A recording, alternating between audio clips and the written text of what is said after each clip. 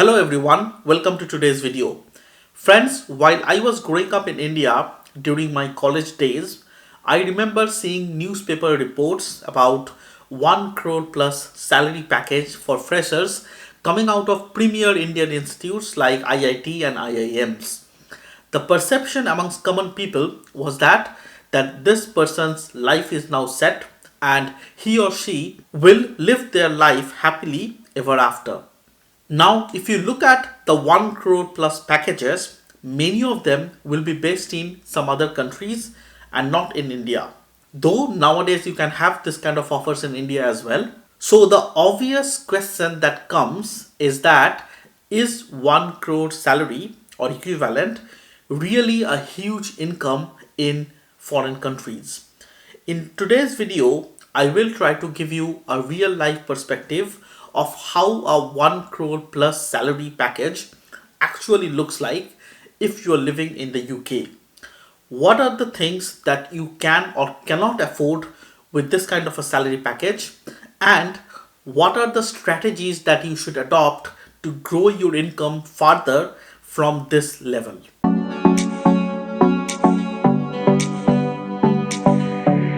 If this is your first time on my channel, hello, my name is Suman. I work as a respiratory physician in the UK, and on this YouTube channel, I make videos about life and work in the UK. And more importantly, how you can also move to the UK for a successful career as a doctor. Being an NRI living in the UK, I also share my experience of managing my own money and investing in the UK as well as in India. If any of these topics is of interest to you, please consider subscribing to my channel. Now you might wonder, why should you listen to me? Do I even make more than 1 crore salary in a year? Okay, here is a full disclosure. My annual salary as an NHS consultant is £99,532, which if you convert to Indian rupees will be more than 1 crore. NHS consultant salary is a publicly available information and you can get all the details if you simply Google it. You can also check out my video about NHS consultant salary, and I will provide the link in the description box below.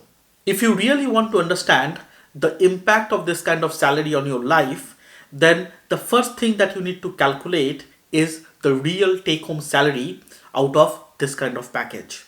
With this kind of income, you will be in the higher tax bracket and paying 40% of tax on your income. Another important consideration for those earning between £100,000 and £125,140 is that they can end up paying 60% tax.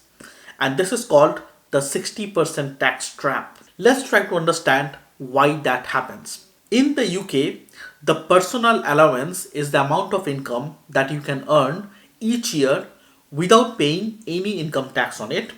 And for the current tax year, that is 2024 and 25, the personal allowance limit is £12,570.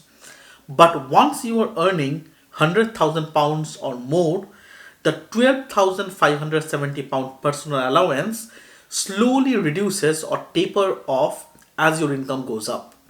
Currently, the allowance tapers down at the rate of £1 for every £2 earning above £100,000, and it vanishes completely when your income reaches £125,140. In real terms, this means that for every £100 of your income between £100,000 and £125,140, you only get to take home £40 only.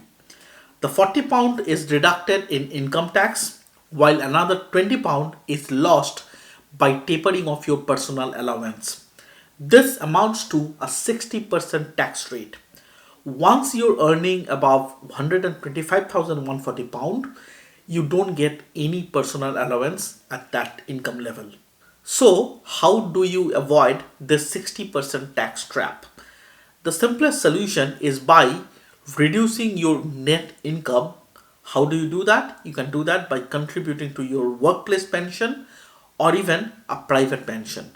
If you have a workplace pension like NHS pension, then opt for that. Else, open an private pension account through SIPP or SIP and contribute to it as personal pension. You also have the option of doing both if you want. So basically, you are trying to reduce your income and hence reduce your taxes. This brings me to the second point. How much money do you need to spend per month, or how much can you actually save with 1 crore income in the UK? So 1 crore income usually comes to around £5,000 if you are paying your taxes and also contributing to your pensions. It's really difficult to give a straightforward answer about how much you'll be able to save because it depends on a lot of variables.